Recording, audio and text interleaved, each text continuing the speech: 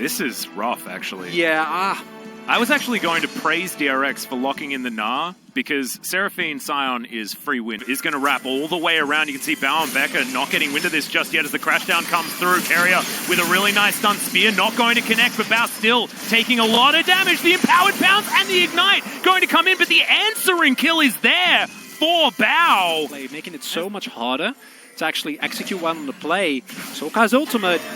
Yeah, does actually find it here onto Faker. The beat drop's going to connect as well, and Faker, you can't Kingslayer enough out of that one. The watch out Eve is not going to be watched out of, and Pioshik will be able to grab that one. Second kill for DRX. And look, Teddy has a lead because he stayed alive, right? Bao didn't get so lucky as Carrier going to find the Attract Repel stump. There's the flash on in from Pioshik. It's a very sleepy Rel, and they're looking to try and take her down. No flash available. Becca secures it. Fine on DRX's side. And Cuz looking for this early Herald. Gonna have to pounce out of the pit though, as Pioshik says, thanks very much for the leash.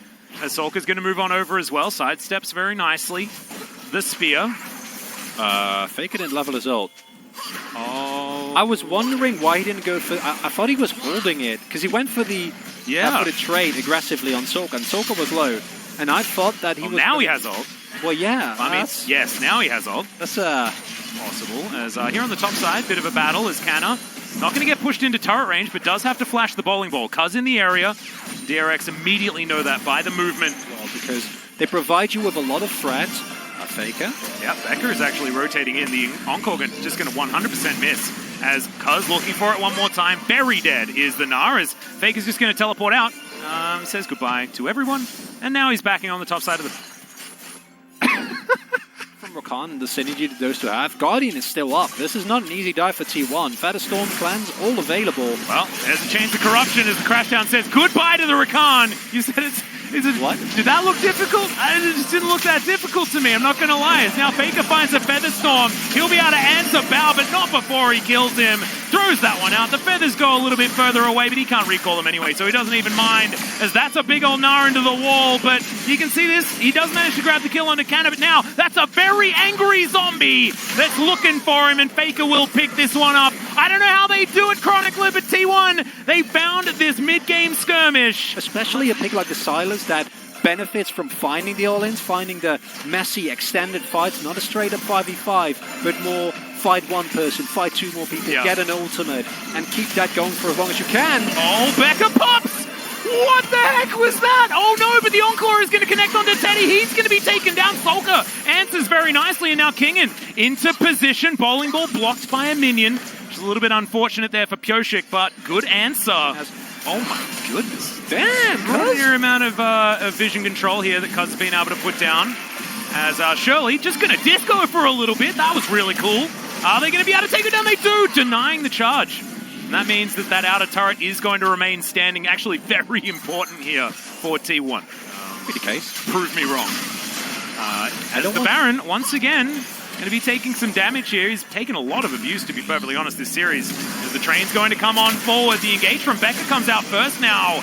As Canna is actually going to be able to disengage very effectively, but Carrier gets denied his all-in. That's a huge Encore as Becca going to go down first, but Kingen says, Canna, you can do it. I can do it too. Canna gets into the back line. Not quite able to get the work done. Double kill for Pioshik now, as this is the DRX team fighting comp. Faker now looking for his ability to get in. Does manage to land it. Kingslayer goes down as well, but he's extraordinarily low and will be taken out by Kingen.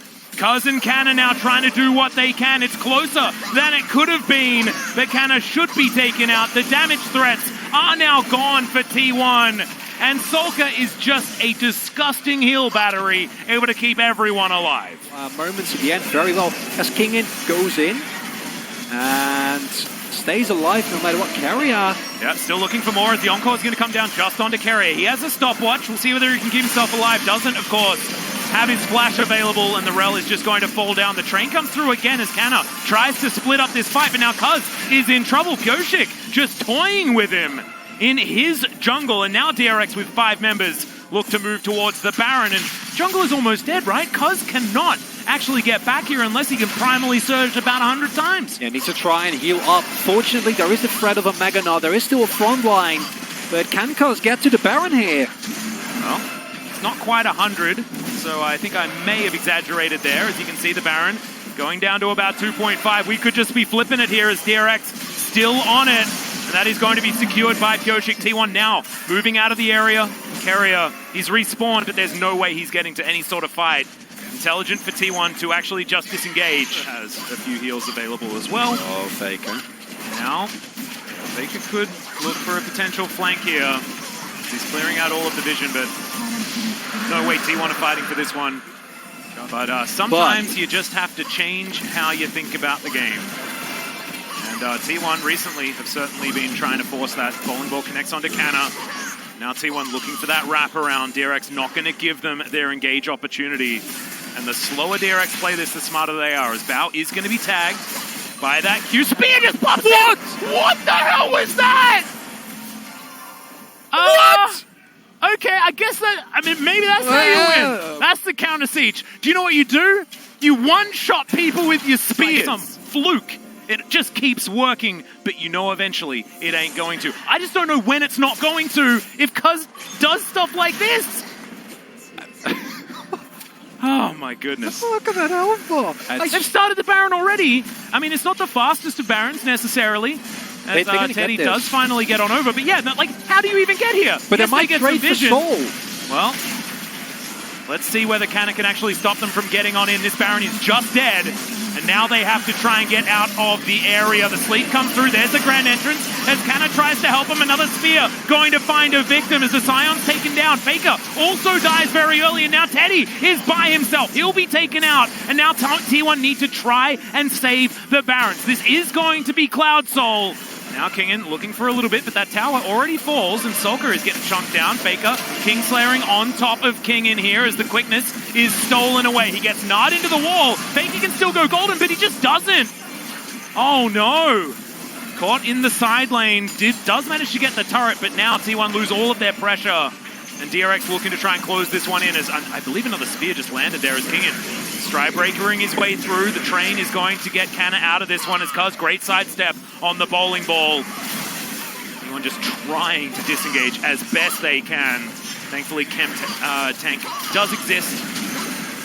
And Canna will be able to get out with that one. T1 actually kiting back quite nicely here with all their spears and arrows. Yeah. When these piercing arrows hit, man, like this is where it's dangerous. And Kingen says no, Teddy! Immediately, QSS flash to get himself out. The Encore is good, but Canna is tanking everything. Still, it is going to most likely be the end of his life. No, he gets himself the shield and just takes the train to safety. Turret not going to be so lucky, though, as the second inhibitor turret falls. And when it comes to just ridiculous late-game drafts, I don't know. Monstrosity in the form of Seraphine on the other end that is just a full-on raid boss. There are a lot of Rabadons being finished now here, though, and T1, they're not giving up. There's no inhibitors down. They can contest this Baron. Yeah, Cuz does insane damage. It's okay. That is the cleanse having to be used, or the QSS, sorry. Onto Teddy as Kingen only finds one with the ultimate, and now you've got Canna finding that backline. Teddy pretty much zoned away from this one, though. It's Bao just fighting this one front to back. And Kingen is deciding on his way of taking this victory. Solka gonna have to walk on back as Teddy finds a few autos, a few piercing arrows. But as you can see, DRX take control of the area. They take their pick, and they're looking for it. Canna can turn into a train and try and get himself here, but then he won't have that ultimate for the ensuing fight. T1 need to desperately find some way of buying time. Kingen looking to deny. The Chains of Corruption do connect, and now the train is drifting forward, but misses, actually crashes a little bit too early there. But T1 do have control of this area. Can they steal away the Elder Drake? It just goes down to Bao. Picks up the double. Faker's already dead. Becca steals the last one. DRX will win game 2. And I thought this was a pretty comfy way to get a 3-0 for T1. But DRX have done it. They found the draft. They found the final team fight, and despite it not necessarily looking convincing, in the end it will be DRX tying up the series. And in game number 1, you get away with it, Atlas. In game number 2, you get appropriately punished. Absolutely. Seraphine makes it through the draft, and DRX show why this team is in the playoffs in the first place. Yes, we did not see this DRX